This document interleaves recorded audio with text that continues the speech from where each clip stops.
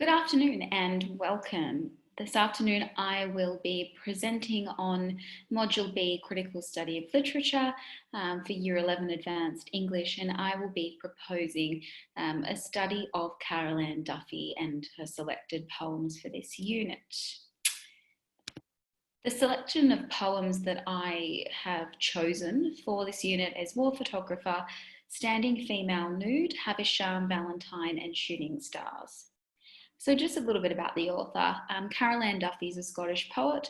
She's really known for her love poems, which are written in the form of monologues. She has a very feminist edge and often gives a voice to minority groups.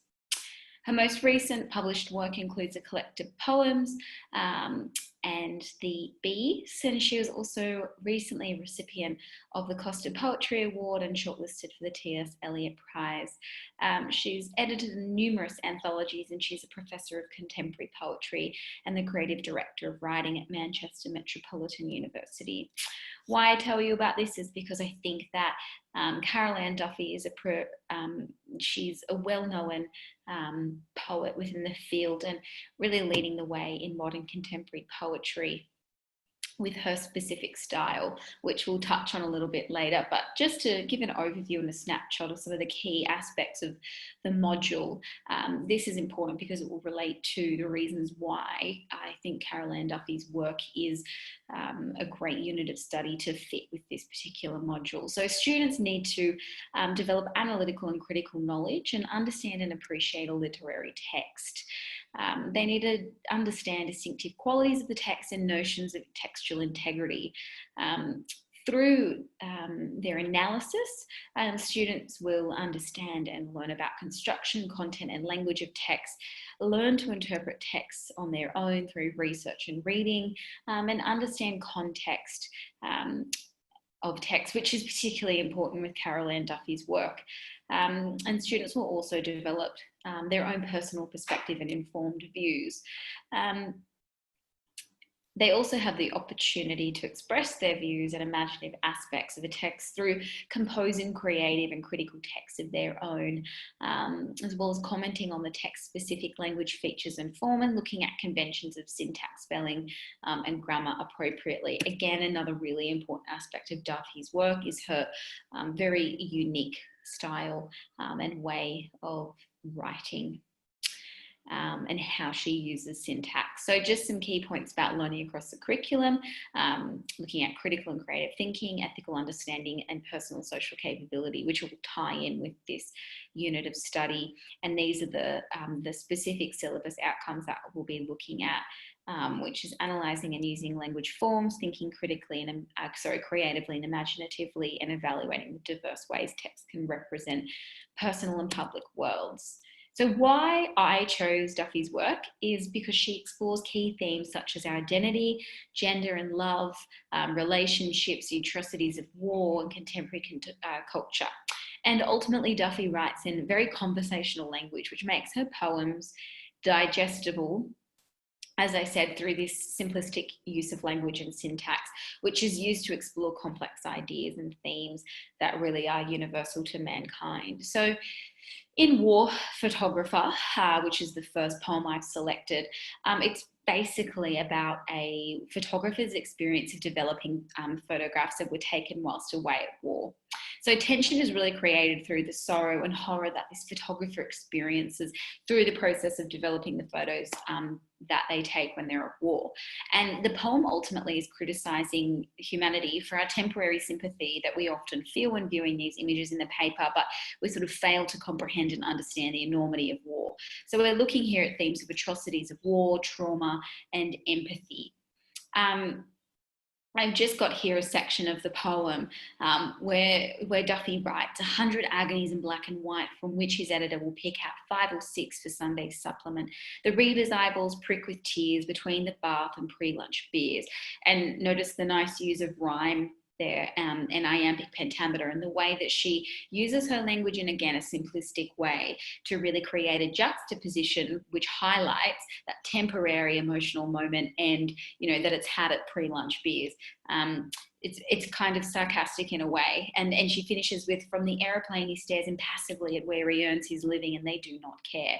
Again, so the juxtaposition between that, the photographer and the people who, and she blatantly says, do not care. So again, she's quite, honest in her writing.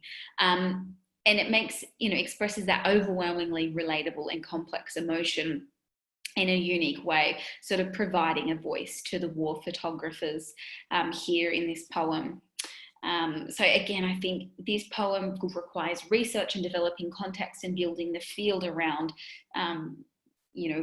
war and what that looks like and how gruesome it is. So students are able to understand the atrocity. And again, it sort of emphasizes the fact that Duffy is giving a voice to this minority group in society. The next poem is Standing Female Nude. I've chosen this poem because I think it highlights complex interactions between inequality, gender issues, and oppression. The poem is about a female who's being painted nude by a male artist, and ultimately the poem explores the plight of a woman who is considered to be an outlier in society. And Duffy achieves this particularly through the use of sarcasm and irony. And I chose this poem to fit within the collection that would be perfect to study for Module B, because Duffy provides a voice to the voiceless within her poetry. She focuses on the lower class of women and women who are being oppressed by greater power. And she sort of couples this with barbed, sarcasm and irony. He possesses me on canvas as he dips his brush repeatedly into the paints. Little man, you've not the money for the arts I sell. And so the way that she uses sarcasm and the imagery of little man to metaphorically place him, beneath her. And she sort of flips around that power by saying, he possesses me on canvas, but that's nothing compared to, him not having the wealth, status, or power to ever own me. So she kind of gives a voice again to this minority in society, which is this common theme running throughout her poetry. I've also chosen Havisham. So it's a dramatic monologue by a fictional character, Miss Havisham, from Charles Dickens' Great Expectations, who's been jilted by her lover. So in the poem, Duffy portrays the persona decaying in her wedding dress amid, the remnants of her wedding breakfast forevermore. And this sort of turns into this fatal desire for revenge. So, Duffy's looking at love, loss, grief, anger, hate, all those intense emotions. And I sort of chose this poem because she explores how grief and sadness and loss can then turn into revenge. And she sort of explores the human experience through this intertextuality with Charles Dickens. So I've just got a section here which I really love from the poem, and it says, whole days in bed cawing no at the wall, the dress yellowing, and the nice the run on line and enjambment there as she moves into the listing, and that that staccato yellowing, trembling. If I open the wardrobe, the slewed mirror full length, hate being a white veil, a red balloon bursting in my face. Bang! I stabbed at a wedding cake. Give me a male corpse for a long, slow honeymoon. Don't think it's only the heart that breaks. So I think here she uses imagery and sort of contrasting the colour of white and red and yellowing and the listing. She also is able to sort of semantically connect language and visually, representations of things like the stabbing and then the wedding cake and the male corpse with the long, slow honeymoon to give this sort of twisted version of the dream that this jilted bride had.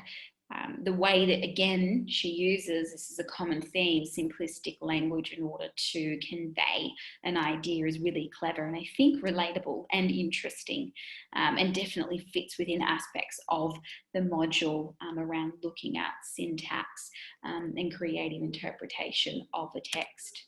I've also chosen Valentine. This is the poem here, which you can have a quick read of or a skim. The metaphor that runs throughout is the idea of an onion. And at the end, I really like the ending. It says, she writes, lethal. Its scent will cling to your fingers, cling to your knife.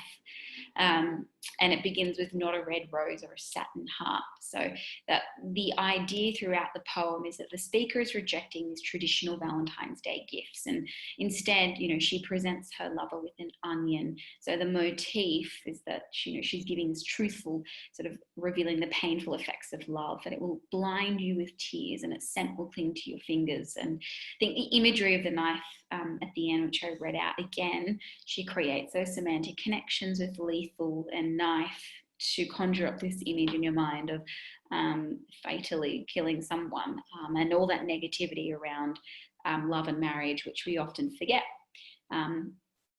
So I chose this poem because I think there really is room for developing unique and personal interpretation, a key aspect of the rubric for the module. And it really is a critical study here of language forms and features and the use of these in crafting the poem and exploring universal themes like the nature and reality of love and marriage. Finally, I chose Shooting Stars. This is probably the most confronting poem. It uses a very fragmented structure and narratives throughout, and a motif of, the shooting star, which is the Star of David. It's about a female Jew who's deceased, and she relays her memories to the reader. So she uses magic realism here, which is what makes this poem quite unique, as she talks about the Holocaust and how the Nazis treated her during World War II. It's incredibly confronting, and I've just put in pink below a section from the poem where she says, "One saw I was alive, loosened his belt, my bowels opened in a ragged gape of fear, between the gap of corpses I could see a child." So you've got the mixture of the imagery there of the child, but then also the grotesque, violent imagery. My bowels opened in a ragged gape of fear. And if you just switch the letters around of the G and the R, it conjures up a completely different image. So again, Duffy is very clever in how she pieces language together in a simplistic way to convey extremely deep emotional themes and ideas to the reader about atrocities of war, suffering and mortality. It's an extremely confronting poem, but part of the unit is, students have to explore personal and public worlds and create personal interpretations and look deeply into context. And I think with this particular poem, there's a lot to do around research and learning about historical events, which is complete contrast and different again to the other poems. So it's a nice collection of very different texts together for this unit. So some of the activities that could be achieved or completed in class in order to, teach students these aspects of her work about, again, reviewing and researching the context of the author and particular settings of the poems, perhaps drafting discursive essays, and reviewing and critiquing literature for the purpose of crafting their own poetry and replicating the unique techniques that the author uses. And then class exercises on teaching students how to structure and draft their own reflections, which will form part of the formal assessment for the unit. And then, of course, in-depth discussion on themes, ideas and values to help students develop their own creative, personal and analytical interpretation of the text. So the formal assessment for this unit would be that students would create an anthology of 5 poems based on their reading of the text, choosing a theme of their choice that underpins their work. And then students are to draft a reflection on the poetry and explain how Carol Ann Duffy's work has pretty much inspired their own writing and how they incorporated similar techniques and stylistic choices when creating their own anthology. That's it for today. And if anybody has any questions, I'm happy to chat after this presentation. And I hope you enjoyed it. Thank you very much.